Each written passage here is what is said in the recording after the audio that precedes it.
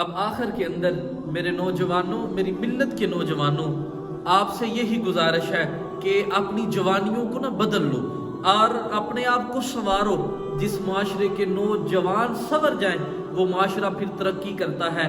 جس معاشرے کے نوجوانوں کی آنکھوں کے اندر حیا ہو وہ پھر معاشرہ بہت آگے تک جاتا ہے۔ میرے بھائیوں یاد رکھنا، نوجوانوں، دنیا کے ساتھ ساتھ آپ دنیا تو سیکھتے ہیں لیکن دین کو ضرور سیکھو۔ اگر دین کو سیکھو گے دنیا آخرت کی کامیابیاں تیرا مقدر بنے گی۔ جب نوجوان دین کو سیکھنا شروع کریں گے اللہ تخت و تاج عطا کرے گا۔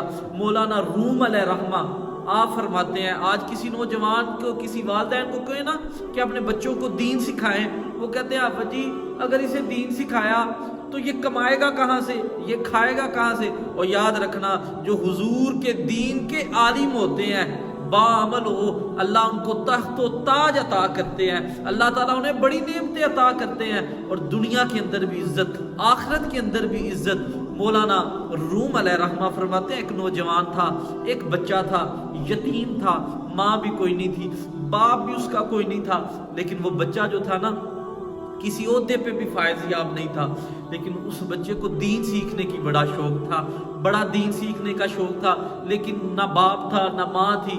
تو پھر کیا کیا، اس نوجوان کو دین سیکھنے کا شوق تھا تو وہ نوجوان گھر سے نکلا، گھر تو دور جنگل کے اندر چلا گیا۔ لوگ اسے کہتے ہیں تو کیا کرے گا، تو دین سیکھ کے کیا بنے گا، تو کیا کر کیا سکتا ہے، دین سے تجھے کیا فائدہ ہوگا، کوئی ہنر سیکھ۔ وہ نوجوان تھا تو ایسے نوجوان اللہ کرے ہمارے معاشرے کے اندر بھی ہوں۔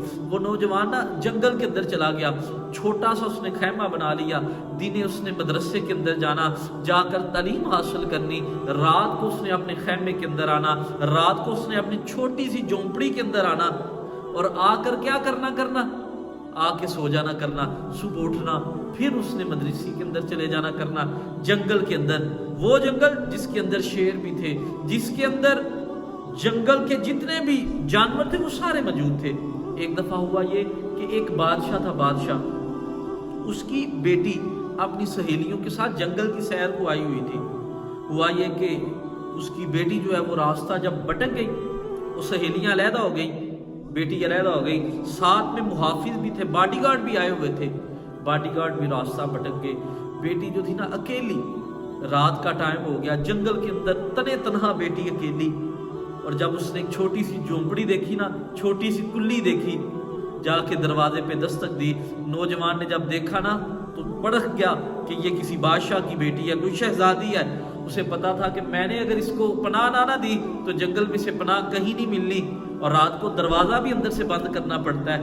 نوجوان نے اس شہزادی کو کہا اندر آ جاؤ، اور شہزادی سے کہا سو جاؤ، شہزادی کو نیند نہ پڑے، لیکن نوجوان دور بیٹھ کے دور اس سے بیٹھ کے سبق یاد کر رہا ہے، سبق پڑھ رہا ہے۔ اور جب وہ سبق نوجوان پڑھ رہا ہے دور لڑکی بیٹھی ہوئی ہے، نوجوان دور بیٹھ کے سبق یاد کر رہا ہے۔ اللہ کے نبی فرماتے ہیں جہاں مرد اور عورت تنہا ہو ادھر تیسرا شیطان ہوتا ہے، لیکن وہ دور بیٹھ کے پڑھ رہا تھا۔ لڑکی سے اس نے کہا، شہزادی سے کہا سو جاؤ، شہزادی سو نہیں رہی شہزادی، اسے نیند ہی نہیں تھی آ رہی۔ تو وہ نوجوان کو دیکھتی کہ ساری رات وہ نوجوان کبھی ایک ہاتھ کی انگلی دیوے کے اوپر رکھتا ہے، وہ لالٹائن کے اوپر ایک اور جلتا ہوا جو ہوتا ہے دیوا، اس کے اوپر ایک انگلی رکھتا ہے، انگلی جل جاتی ہے، پھر دوسری رکھتا ہے، تیسری رکھتا ہے، ساری رات وہ لڑکی دیکھتی ہے کہ نوجوان کا ہاتھ جو ہے وہ جل جاتا ہے۔ صبح جب فجر ہوتی ہے وہ دروازہ کھولتا ہے، سورج کی کرنیں نکلتی ہے، وہ کہتا ہے چلی جاؤ، بھاگ جاؤ میرے سے۔ وہ عورت جب لڑکی بھاگتی ہے تو بادشاہ خود ڈھونڈنے کے لیے جنگل کے اندر آیا ہوتا ہے۔ دیکھو یار مولانا روم نے کمال لکھا، بادشاہ جنگل میں خود ڈھونڈنے کے لیے آیا ہوا ہے بیٹی کو۔ جب اس نے بیٹی کو دیکھا تو کہا کہاں تھی رات میں؟ اس نے کہا ایک نیک نوجوان کے ساتھ میری رات گزری ہے، ایک نیک نوجوان کے پاس رہا ہوں۔ اس نے کہا بیٹی میں تو تیری بات کا یقین کر لوں گا، لوگ نہیں کریں گے تیری بات کا یقین۔ اگر اس نوجوان نے بات لوگوں کو بتا دیا کہ بادشاہ کی بیٹی رات کو میرے پاس تھی تو میری عزت خراب ہوگی، لوگ جینے نہیں دیں گے، میری عزت پہ آنچ آئے گی۔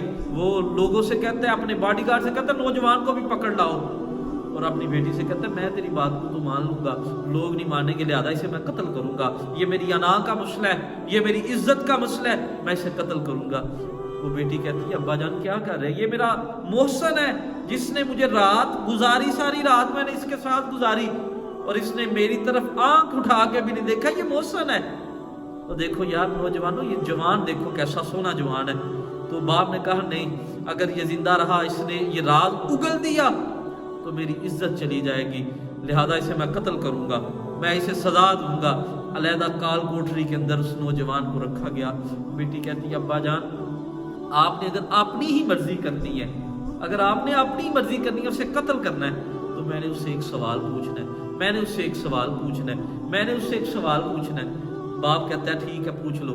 بیٹی کو لے کر آتا ہے اور اس نوجوان کو بھی لے کر آتا ہے, درمیان میں خود بیٹھتا ہے اور بیٹھ کے کہتا ہے, بچی پوچھتی ہے اور نوجوان رات کو جب تو سبق یاد کر رہا تھا میں نے دیکھا ہے جو لالٹین جل رہی تھی, جو دیوا جل رہا تھا, اس پہ تو نے اپنا سارا ہاتھ تیرا جل گیا ہے, یہ ایسا کیوں کیا ہے؟ تو وہ نوجوان کہتا ہے اور سنو میری بات, میں حضور کے دین کا عالم ہوں, میں حضور کا دین پڑھتا ہوں اور میرے نبی نے بتایا جو بدکاری کرے گا, جو زنا کرے گا, وہ جہنم کے سب سے نچلے گڑھے کے اندر ہوگا, اور فرمایا اس کو جہنمیوں کا ریشہ اور پیپ اور خون ملے گا پینے کے لیے, جہنمیوں کا گند ملے گا.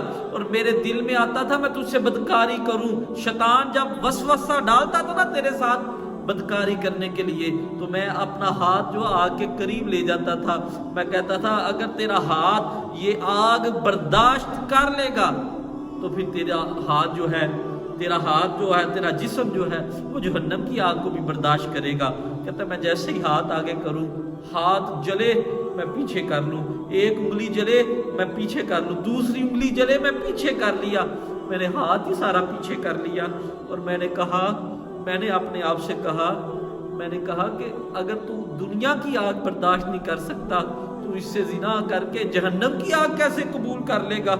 تو لہذا میں نے حضور کے دین کا عالم ہوں اور میں نے حضور کی شریعت کو اپنایا ہے. ساری رات تیری طرف آنکھ اٹھا کے بھی نہیں دیکھا. جب وہ بادشاہ باس ہوتا ہے نا, کہتا ہے اور سونے نوجوان, او پاک جوانی والے نوجوان, ادھر آ سینے کے ساتھ لگ, تو محمد عربی کا وہ غلام ہے, تو محمد عربی کا وہ امتی ہے کہ جو عالم دین ہے.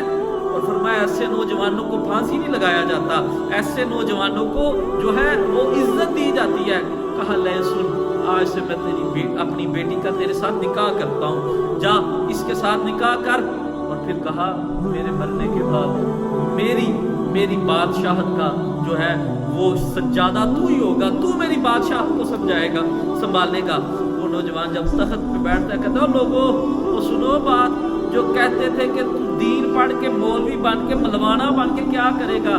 فرمایا دین تو عزتیں ہی بڑی دیتا ہے, اور دین تو بڑی عزتیں دیتا ہے. دیکھو تم کہتے تھے میرے پاس دنیا ہوگا, فرمایا دیکھو اللہ تعالیٰ نے مجھے دنیا کا تخت اور تاج دے دیا ہے. فرمایا یہ دین بڑی عزتیں دیتا ہے. میرے نوجوانوں میں آپ سے گزارش کرتا ہوں, آپ کا بھائی ہوں, میں ہاتھ جوڑ کے آپ کو کہتا ہوں جس معاشرے کے نوجوان سنور جائیں وہ معاشرہ سنور جاتا ہے, اور جو نوجوان اپنی جوانی کو پاک رکھیں گے صرف دنیا میں نہیں تاج ملے گا, دنیا میں نہیں تخت ملے گا.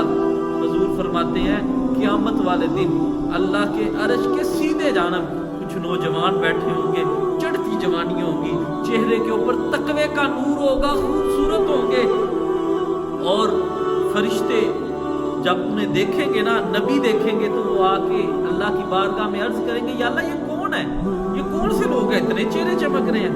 فرمایا میرے محمد کی امت کے وہ نوجوان ہیں جن سے ایک عورت نے کہا تھا آپ اس سے منہ کالا کر, تو انہوں نے کہا انی اخاف اللہ. تو میرے بھائیوں اپنی جوانیوں کو سنبھالو. دنیا کے اندر اگر تو دین کا عالم رہے گا, پاک جوانی لے کر, دنیا کے تخت و تاج بھی تیرے قدموں میں ہوں گے. آخرت میں بھی جب کوئی سایہ نہیں ملے گا, اللہ کے عرش کے سیدھے جانب سونے نوجوان بیٹھے ہوں گے.